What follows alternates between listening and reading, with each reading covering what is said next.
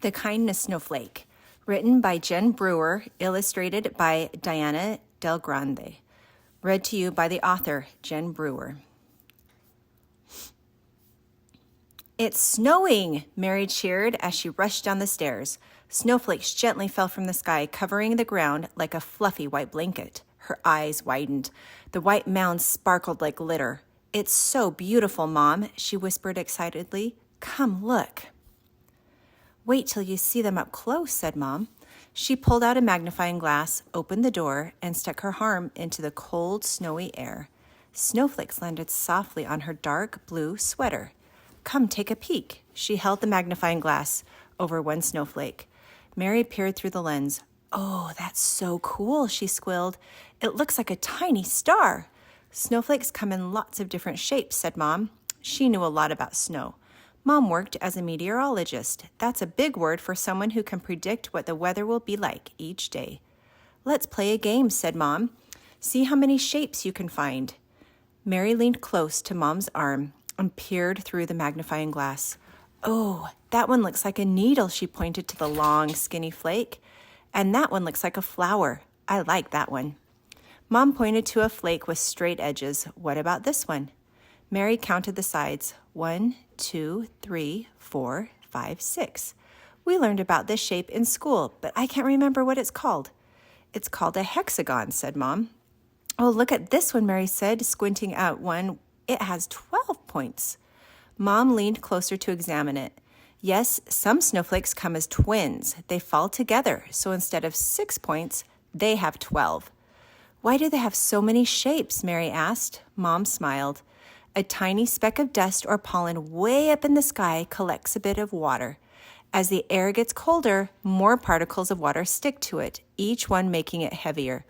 When it gets too heavy, it starts to fall. As it falls, it collects even more specks of water, creating all these different shapes." "But why are they all different?" Mary asked. Mom had the answer to this question too. 3 things: how warm or cold it is, how much moisture is in the air, and the path each flake takes as it falls. Since all of these are different for each snowflake, they develop a unique pattern. No 2 snowflakes are exactly alike. Just then, Mary's little brother Jason bolted down the stairs. "Yay, it's snowing!" he shouted. "Let's go outside and play." They pulled on their snow pants, gloves, coats, and hats, and rushed out the door. Jason and Mary made snow angels, built a snowman, and sledded down the hill. They even built a snow fort and had a snowball fight. "Snow is the best thing in the world," Jason exclaimed as they burst back into the house to drink some hot chocolate. "It makes everything so pretty," Mary peeled off her wet clothes, "but it makes everything so cold." Mom chuckled. "It sure does. But did you know that snow is also very helpful? It covers the ground like a winter blanket. This will help the plants and trees grow in the spring. The snow in the mountains fills the river and lakes. When it melts, it runs down and keeps the earth from getting too hot. These little snowflakes make a big difference for the whole world." Mary thought about the snowflakes she had seen through the magnifying glass. Each one is so tiny. How do they cover everything, even mountains? Mom sat down next to her. "True, but when they add up, they make a big difference." Mom looked outside. Snowflakes are like little acts of kindness. Each kind thing you do for someone may seem small, but when you add them together, they make a big difference. Suddenly, Mary had the best idea. "Hey, let's make a kindness snowflake. We can do something kind and pass it on to someone else who can also do something kind." Jason ran to get some white paper. Mary grabbed her scissors. They cut the paper into a square, then folded it to make a triangle. Next, they folded the triangle in half, making an even smaller triangle. The next step was a little tricky. They folded this triangle into thirds. After that, Mom showed them how to cut a diagonal along the bottom. Finally, Mary cut designs on both sides of the folded paper. When they opened the paper, a beautiful snowflake appeared. Mary grabbed it and scurried upstairs. She ran into Jason's room and made his bed. She set the snowflake down and smiled to herself. "An act of kindness," she whispered. "The Kindness Snowflake season has begun," she announced as she raced back down the stairs. "When you see the snowflake in your room, it's your turn to do something kind for someone else." The next week, the snowflake floated around the family. Jason made some toast for Mom and left her the snowflake. Mom cleaned up Mary's bedroom and passed the snowflake. Mary made Dad a sandwich for his lunch and tucked the snowflake inside the bag. Mary saw Mr. Henderson trying to shovel his sidewalk.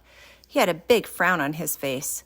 He stopped and put his hands on his back, then slowly walked back into his house.